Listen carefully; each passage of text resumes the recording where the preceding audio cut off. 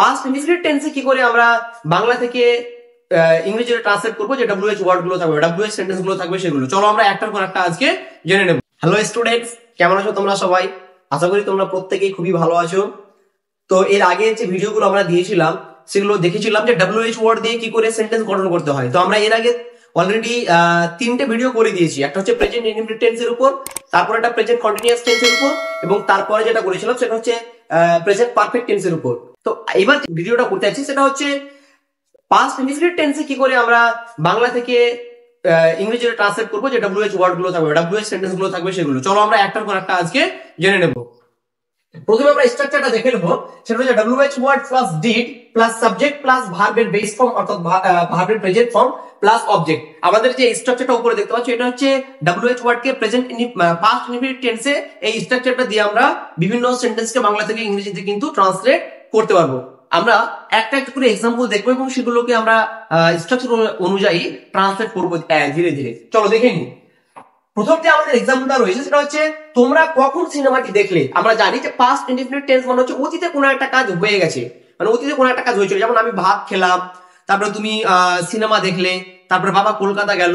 এই ধরনের যে সেন্টেন্স গুলো থাকবে, এই ধরনের সেন্টেন্স গুলোকে আমরা কিন্তু বাংলা থেকে ইংরেজিতে ট্রান্সলেট করবো এবং এগুলো হচ্ছে পাস্ট ইনডিফিনিট টেন্স। ওকে, চলো তোমরা কখন সিনেমাটি দেখলে। ডব্লিউএইচ ওয়ার্ড প্রথমে আমাকে লিখে দিতে হবে। ডব্লিউএইচ ওয়ার্ড কি? কখন। কখনের ইংরেজি হচ্ছে হোয়েন। হোয়েন মানে হচ্ছে কখন। চলো তাহলে আমরা লিখে দিই হোয়েন। লিখে দিলাম আমি এখানে হোয়েন। হয়েছে। এরপরে কি করতে হবে?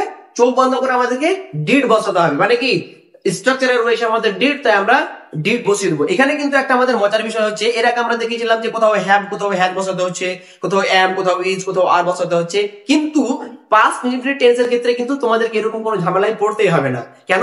প্রত্যেকটা সাবজেক্টের পরে ডিড বসে যাবে। তাহলে আমরা এটা ডিড বসিয়ে দেবো। ওকে, ডিড আমরা এখানে লিখে দিলাম। হয়ে গেল ডিড হলো। তারপরে কি? সাবজেক্ট। সাবজেক্ট হচ্ছে তোমরা, আর তার মানে ইউ। ইউ হচ্ছে সাবজেক্ট, আমরা এখানে লিখে দেবো ইউ। হয়েছে। when did you। তারপরে কি? ভার্বের 1 নাম্বার রূপ অর্থাৎ ভার্বের বেস যে ফর্ম সেটা হচ্ছে আমাদের এখানে বসাতে হবে। আমরা জানি যে দেখার ইংরেজি হচ্ছে watch. Watch, WATCH, watch. Watch মানে হচ্ছে দেখা, WATCH হলো। ভার্বের বেস ফর্ম বসিয়ে দিলাম। তারপরে কি দেখেছি? সিনেমাটি।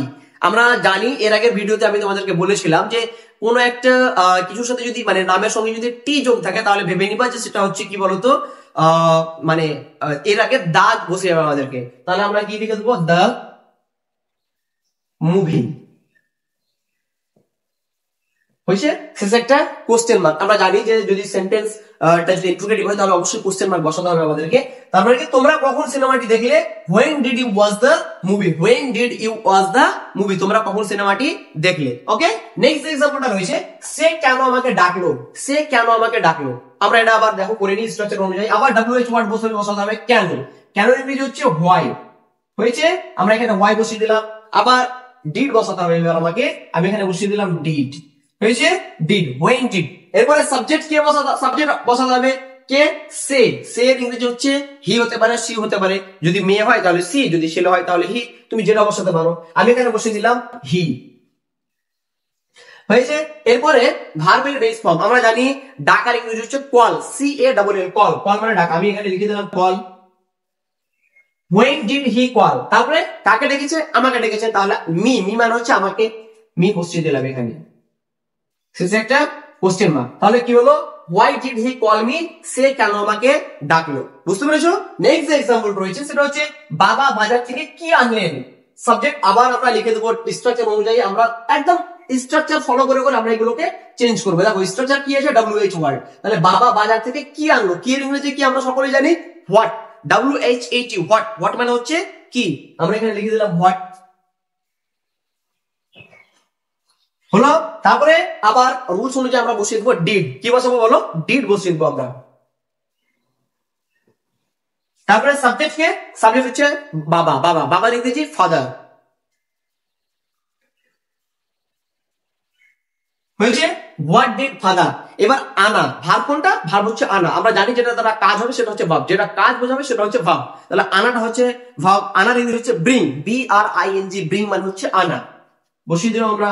যেহেতু আমাদের ভার্বের যে বেস ফর্ম আছে সেটাই লাগবে, ওই জন্য আমরা বসিয়ে দিলাম ব্রিং। তার কি হোয়াট ডিড ফাদার ব্রিং, তারপরে কোথা থেকে আনছে, বাজার থেকে, from the market, from the market মানে বাজার থেকে, ফ্রম দা মার্কেট বাজার থেকে। হয়েছে? দেখো বাবা বাজার থেকে কি আনলেন, what did father bring from the market, বাবা বাজার থেকে কি আনলেন। নেক্সট এক্সাম্পল রয়েছে সেটা হচ্ছে আপনি কোথায় ফুটবল খেললেন, আপনি কোথায় ফুটবল খেললেন। এই যে নিচে যে সেন্টেন্সটা রয়েছে এটা আমি তোমাদের জন্য রেখে দিলাম, তোমরা অবশ্যই এটাকে বাংলা থেকে ইংরেজিতে ট্রান্সলেট করবে আমাদের উপরে স্ট্রাকচার অনুযায়ী এবং আমাদের কমেন্ট বক্সে অবশ্যই জানাবে। আশা করি তোমাদের ভিডিওটি ভালো লেগেছে, যদি সত্যি ভিডিওটি ভালো লেগে থাকে তাহলে অবশ্যই চ্যানেলটিকে সাবস্ক্রাইব করবে, লাইক করবে এবং বন্ধুদের সঙ্গে শেয়ার করবে এবং পাশে থাকা বেল আইকনটি প্রেস করবে যাতে তোমরা সবার আগে আমাদের নতুন ভিডিওগুলো পেতে পারো। ধন্যবাদ।